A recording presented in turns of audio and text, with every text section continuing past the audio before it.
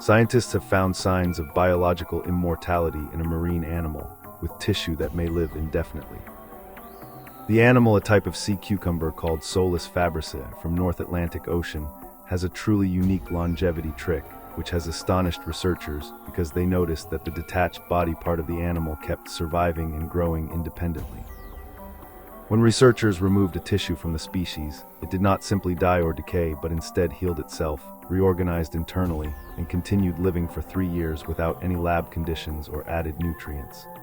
The isolated explant continued to survive while being kept in natural seawater and outlasted the researchers' experiments.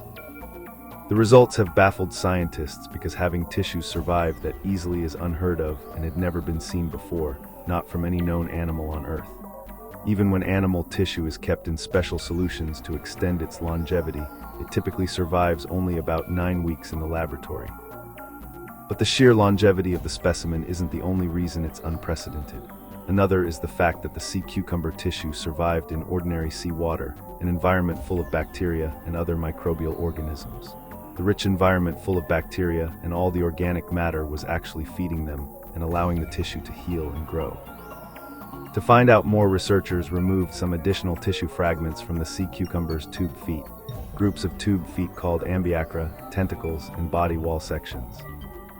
The result, 3 of those 4 tissue types survived long-term.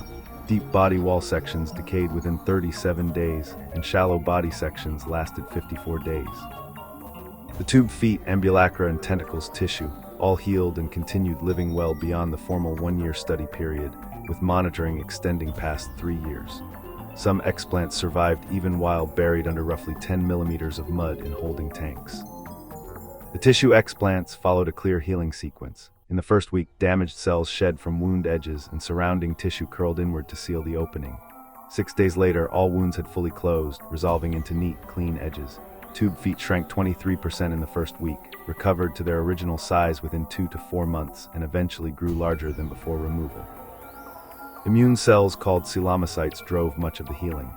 They migrated to wound sites, cleared damaged material, and even diversified as they appeared to digest muscle tissue entirely, likely using it as an internal nutrient source.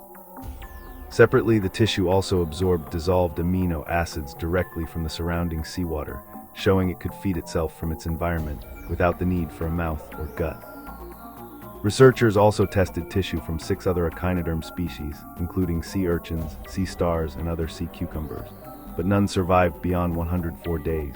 Researchers believe that special chemical compounds unique to Solus fabricae, called solusocides, may give this species superior infection resistance that others lack. The tentacle explants showed one additional striking behavior. Besides producing cells and showing signs of an active immune system, the tissues also continued extending and retracting in response to physical touch, suggesting that nerve function remained active in completely detached tissue. While the explant has refused to die after several years, it hasn't grown into a new complete organism, however. But its groundbreaking ability to grow, repair, and the diversification of cells literally years after the tissue was removed is still quite remarkable. It suggests an entirely new model for biological resilience and tissue regeneration. Researchers say the purpose of this survival ability is unclear, but it's possibly a defense response to predators or simply an evolutionary trait.